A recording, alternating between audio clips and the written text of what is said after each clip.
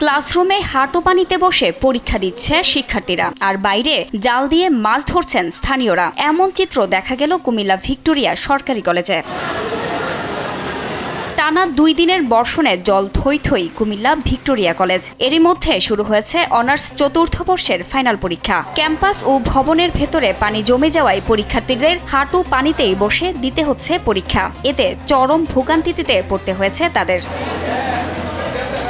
একদিকে জলাবদ্ধতায় পরীক্ষা দিতে গিয়ে দুর্ভোগে পড়েছেন শিক্ষার্থীরা, অন্যদিকে জমে থাকা পানিতেই মাছ ধরতে ব্যস্ত হয়ে পড়েছেন স্থানীয়রা।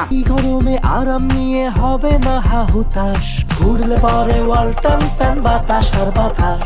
কলেজ ক্যাম্পাসে জমে থাকা পানিতে ছোট ছোট ঠেলা জাল ফেলে মাছ শিকার করতে দেখা গেছে অনেককে। আশেপাশের এলাকা উঁচু হওয়ায় বৃষ্টির পানি ক্যাম্পাসে জমে যায় বলে জানান কলেজের অধ্যক্ষ। প্রায় 40 লাখ টাকার একটি প্রকল্পের মাধ্যমে বাঁধ নির্মাণের পরিকল্পনা রয়েছে। এতে সমস্যার বড় অংশ সমাধান হবে বলে আশা করছেন তিনি। এটা অবশ্যই এটা আমার কলেজের ভিতরের পানি, এটা বাইরের পানি।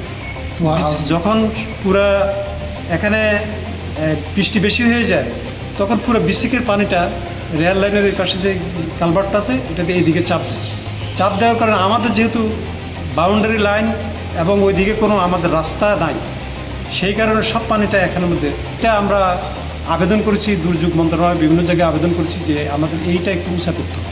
ড্রেন থাকলে আমরাও সেচের মাধ্যমে এটাকে আমরা আর কমিয়ে নিতে পারি। আমি আশা করি এখনকার যেহেতু সরকার আসছে, সরকারের সময়টা কম, মাত্র শুরু করেছে, তারপরেও তারা পদক্ষেপ গ্রহণ করলে ইনশাল্লাহ এগুলা সমস্যার সমাধান হবে। বৃষ্টির পানি নামার আগেই জলাবদ্ধতায় অচল হয়ে পড়েছে কুমিল্লা ভিক্টোরিয়া সরকারি কলেজের স্বাভাবিক কার্যক্রম। দ্রুত স্থায়ী সমাধান না হলে বর্ষা মৌসুমে পরিস্থিতি আরও খারাপ হওয়ার আশঙ্কা করছে কর্তৃপক্ষ। জান্নাতুল ফেরদৌস, কালবেলা।